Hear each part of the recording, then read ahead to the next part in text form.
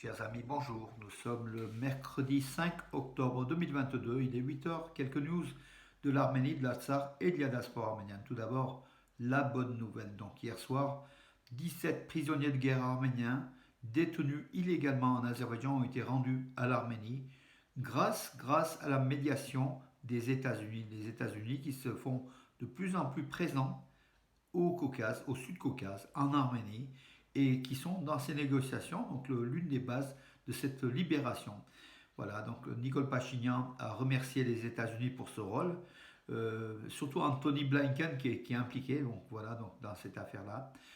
Mais 17 prisonniers de guerre arméniens et le reste, et les dizaines d'autres de prisonniers de guerre toujours détenus en Azerbaïdjan, où certains peut-être ont été liquidés, comme on a vu donc lors d'une vidéo. Les Azéris n'hésitent pas à tuer des prisonniers de guerre arméniens. Voilà. Ce qui a quand même provoqué une grande vague de protestation internationale, il faut quand même le dire. Voilà mes amis, donc où on en est dans cette libération, c'est quand même une bonne chose, il faut quand même l'apprécier. Hier, donc Anthony Blinken justement a eu une conversation téléphonique avec le ministre des Affaires étrangères d'Arménie, Ararat Mirzoyan, et celui de l'Azerbaïdjan, Ceyhun Bayramov. Donc ils ont évoqué leur rencontre à Genève qui s'est déroulée le dimanche, le 2 octobre. Et Anthony Blinken a affirmé donc aux deux responsables donc, de la diplomatie tant d'Azerbaïdjan que d'Arménie que seule la voie du dialogue est acceptable. Donc plus place aux armes. Et puis la mise en place aussi de concertation et de dialogue justement entre Bakou et Stepanakert et Yerevan. Hein, donc voilà pour éviter des tensions aux frontières. Voilà aussi le rôle des États-Unis, une nouvelle fois, qui est quand même de plus en plus important dans ce Sud-Caucase, alors que les Russes sont une nouvelle fois pratiquement les abonnés absents, parce que Poutine a quand même d'autres problèmes à régler, on le voit donc dans les informations. Il y a la guerre en Ukraine, il y a beaucoup de choses encore à régler.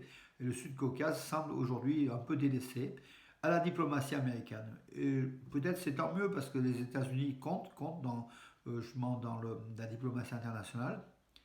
Le seul élément, c'est que la diplomatie, donc les États-Unis membres de l'OTAN avec la Turquie, et le sort de l'Artsakh, et le sort de l'Artsakh. Alors, est-ce que l'Arménie doit reconnaître que l'Artsakh fait partie intégrante du territoire de l'Azerbaïdjan? C'est peut-être aussi le vœu des Américains en fait. Hein. Voilà le seul truc important, hein, certes, voilà. Très important même. La Turquie face à la barbarie, donc la France face à la barbarie azéro-turque, hein, moi je dirais, parce que la Turquie est toujours derrière.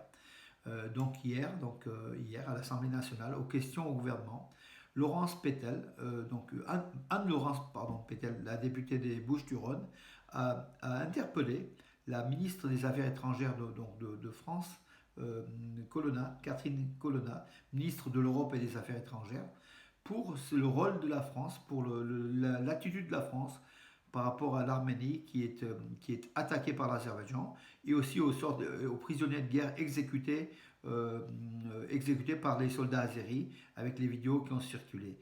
Voilà. Et donc en fait, Anne-Laurence Pétel voulait réellement avoir la réaction de la France et pas la condamnation et la mise en place. La France a demandé la mise en place à l'Azerbaïdjan et à l'Arménie de mécanismes d'audit, en fait, d'audit, d'enquête sur ces crimes de guerre. Voilà. Or, ce n'est pas l'Arménie qui a commis ces crimes de guerre, c'est l'Azerbaïdjan. Et comment laisser aux capitales Bakou et Yerevan le choix de faire leur enquête?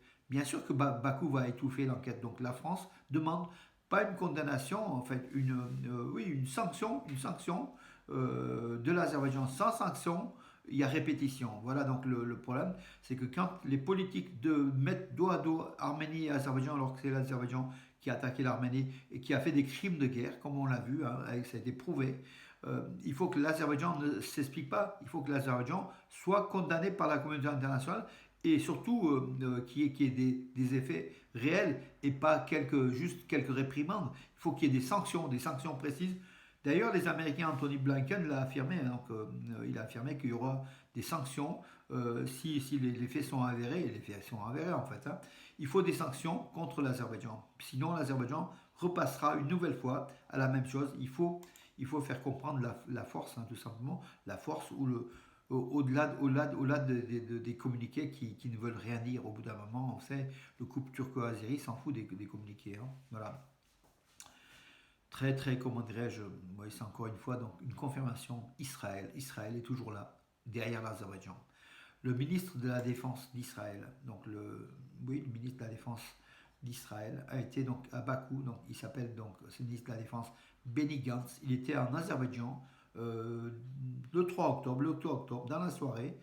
Mais par contre, donc tout est resté en catimini, donc personne, les médias étaient interdits d'évoquer cette présence donc de l'Israélien, du ministre de la Défense d'Israël à Bakou, où il a rencontré son homologue azéri, et puis Aliyev, et puis des personnalités. Voilà. Le soir, quand il est parti, il est reparti donc en Israël. Donc les communiqués ont fusé, donc voilà, les médias azéris ont été autorisés à en parler. Voilà, il a rencontré donc le ministre de la Défense azéri Zakir Hassanov, bien sûr Aliyev, hein, voilà, et puis le chef des services garde-frontières, donc Elchin Guliev. Voilà. Quel était le contenu de ces discussions? Bien sûr l'armement, bien sûr le soutien politique d'Israël à l'Azerbaïdjan, et l'armement bien sûr de l'Azerbaïdjan par Israël. D'ailleurs, les avions cargo qui ont livré des armes dernièrement, il y a quelques jours, n'étaient pas étrangers à ces accords entre Tel Aviv, ou Jérusalem, Tel Aviv, et Bakou. Voilà, mes amis, Israël est l'ennemi de l'Arménie et l'ennemi des Arméniens. Et ça, si vous voulez, que je ne puisse pas offenser le peuple israélien ou le peuple juif, puisqu'il n'y est pour rien. Il n'y est pour rien, à part qu'il n'arrive pas à demander à son gouvernement d'arrêter d'armer l'Azerbaïdjan contre les Arméniens, contre l'Arménie. C'est le sang arménien qui coule en finale. Voilà donc pourquoi l'Israël est quand même l'ennemi de l'Arménie, il faut le dire. Et comment dirais-je, malheureusement, nous avons des amis en Israël qui se battent pour cela, pour essayer de diminuer cet armement, donc et puis surtout de faire reconnaître le génocide. Et au-delà, de faire en sorte que l'Arménie vive ou survive sans qu'Israël puisse encore armer donc l'Azerbaïdjan. Nos amis donc en Israël sont pour l'heure en tout cas impuissants à arrêter cette vague de l'État d'Israël qui est l'allié de l'Azerbaïdjan et pas de l'Arménie. Voilà pourquoi, parce qu'il y a du pétrole, il y a du gaz, il y a des intérêts stratégiques, il y a l'Iran qui est à côté. L'Arménie n'a pas grand-chose à offrir à Israël. Israël n'est pas intéressé par l'Arménie pour cela. Voilà mes amis. C'est une réelle politique malheureuse, mais c'est au détriment des Arméniens toujours. Voilà, et en même donc Stepan Akert demande aux citoyens de ne pas écouter des coups de fil, des appels que les citoyens de l'Artsakh reçoivent, des services de sécurité nationale, des services justement azéris, pour des nouvelles en disant que les Russes vont partir, des nouvelles pour faire la terreur, pour faire régner la terreur en Artsakh, pour que les Arméniens soient démoralisés et puissent quitter l'Artsakh afin que l'Azerbaïdjan envahisse la partie restante, hein, les 40% restants du territoire de l'Artsakh. Voilà la situation donc en Artsakh. Donc le service de sécurité nationale de l'Artsakh demande à la population de ne pas écouter justement ces appels. Et des appels qui sont formés par une liste de numéros téléphoniques que les Azéris ont récupérés du numéro téléphonique de l'Artsakh et qui appellent donc voilà pour démoraliser la population. La barbarie azérie, la commission des relations étrangères du Sénat américain a condamné les crimes de guerre de l'Azerbaïdjan commis contre les militaires arméniens. Il n'y a pas qu'une condamnation en fait, hein, il y a aussi une sanction qui est demandée par les États-Unis, comme on l'a vu tout à l'heure donc avec Anthony Blinken, et notamment son porte-parole qui a demandé des sanctions contre l'Azerbaïdjan s'il est confirmé que réellement ces soldats arméniens furent exécutés alors qu'ils étaient désarmés. D'ailleurs, ça a été confirmé, mais la vidéo a été authentifiée. La barbarie azérie, toujours, hein, barbarie de l'Azerbaïdjan, les coupables de la violence, de violence doivent être tenus responsables, affirme Mélanie Joly, ministre des Affaires étrangères du Canada, à propos du crime de guerre commis par l'Azerbaïdjan. Mais doivent être tenus responsables, oui, mais condamnés et sanctionnés, c'est surtout ça qu'on veut. Mais donc Mélanie Joly, la ministre des Affaires étrangères du Canada, ou d'autres pays qui condamnent, mais Condamner, ça ne veut rien dire. Il faut exécuter des sanctions contre l'Azerbaïdjan afin que Aliyev, le dictateur, ne soit pas, comment dirais-je, ne reprenne pas, comment dirais-je, ces crimes, ces crimes. D'ailleurs, ce criminel d'Aliyev était à côté de la représentante de l'Europe, hein, Van der Leyen, et qui rigolaient à chaudes larmes, tous les deux, l'un à côté de l'autre. Le dictateur sanguinaire et la chef de l'Europe comment dire, qui est criminelle aussi à son tour, hein, parce qu'en fait, acheter du gaz qui a une odeur de sang arménien à l'Azerbaïdjan, ça veut dire beaucoup. Ça veut dire que cette Europe est vendue, et c'est une Europe qui est pourrie de l'intérieur, au lieu bon, on s'est mis à dos donc le dictateur Poutine. Poutine s'est mis lui-même à dos contre l'Europe qui applique les sanctions américaines. Hein. Donc l'Europe, c'est les États-Unis. La guerre se passe États-Unis, Russie, se passe par l'intermédiaire de l'Europe. Et c'est nous qu'on va payer les pots cassés, toujours, bien sûr. Et on verra bien donc à la rentrée aussi, donc on verra bien dans les mois qui viennent, notre économie, comment elle va souffrir de cette guerre entre l'Ukraine et la Russie et la prise de position de l'Europe. Voilà, on va devoir payer. Ce ne sont pas les Américains qui vont payer notre inflation. Voilà mes amis, ce petit mot d'irritation. Il est vrai qu'aujourd'hui on est pris en tenaille. Hein.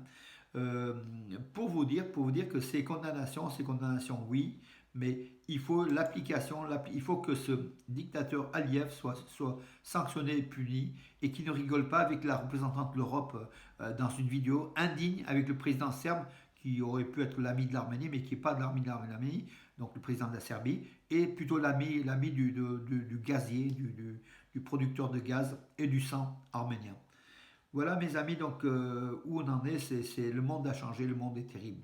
Entre-temps, donc l'armée arménienne, comment dirais-je, le fonds d'assurance pour les soldats arméniens a versé jusqu'à présent, en 2017 ça a été créé, jusqu'en 2022, le 1er octobre, le fonds donc, d'assurance des soldats arméniens morts ou blessés. Quand ils sont morts, c'est les familles qui reçoivent.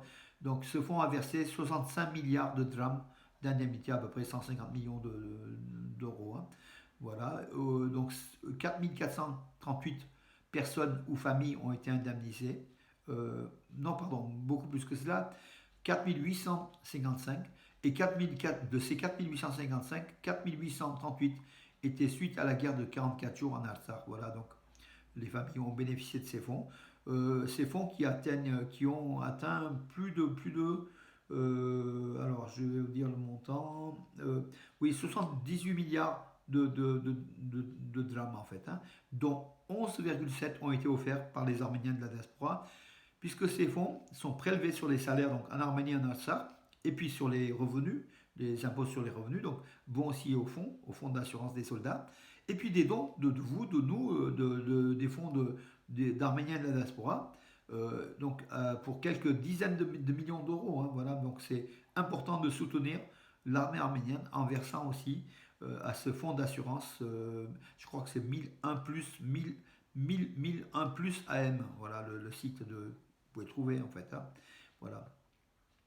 Et puis en Artsakh, donc le Araïk Harutyunyan a nommé Ruben Vartanyan, ministre d'État. Ruben Vartanyan, l'homme d'affaires, hein, milliardaire, qui a laissé la Russie, qui s'est installé en Artsakh. Donc il vient d'être nommé donc, ministre d'État.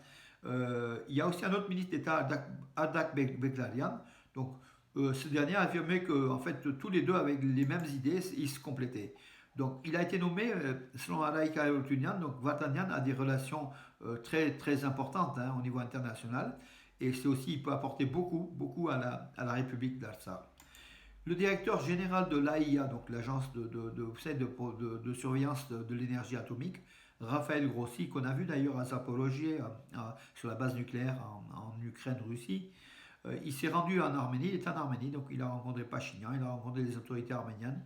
Il va visiter, ou il a visité, donc je crois qu'il va visiter aujourd'hui Metsamor, la centrale thermonucléaire. Voilà, il fera son rapport sur la centrale arménienne, tout simplement. Voilà mes amis, je crois que j'en ai fait le tour pour aujourd'hui. Alors oui, écoutez, ce matin, a priori le cessez-le-feu est respecté au niveau de la frontière, c'est déjà une bonne nouvelle. Nos soldats sont revenus, les 17, et les dizaines d'autres, on ne sait pas. Donc les familles sont dans l'attente et dans l'angoisse. Voilà mes amis pour aujourd'hui. Je vous donne rendez-vous à demain. Bonne journée.